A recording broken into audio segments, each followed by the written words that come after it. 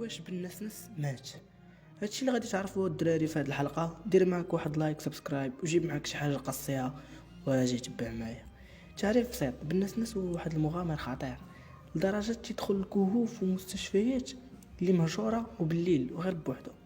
مؤخرا مشى لواحد البلاصه اللي تيمارسوا فيها طقوس ديال السحر والشعوذه، ولقى دجاجه مسحوره. وفي نظركم بالنسنس شنو يدير بها؟ ريشها وكلاها.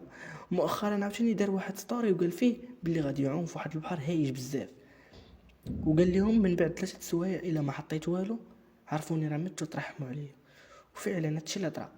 من بعد اليوم واحد ما لاح والو، هنا بنادم تيق وقال له وقيلا راه بالناس مات، حيت راه ما يمكنش. قال لك 3 سوايع يحط وما حط والو.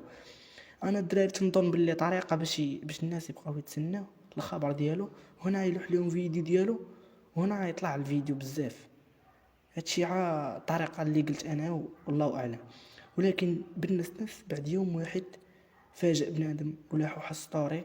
واشنو مكتوب فيها الدراري؟ انا نخليكم مع الصوره. الا وصلتي حتى لهنا خلي معك واحد لايك سبسكرايب وبي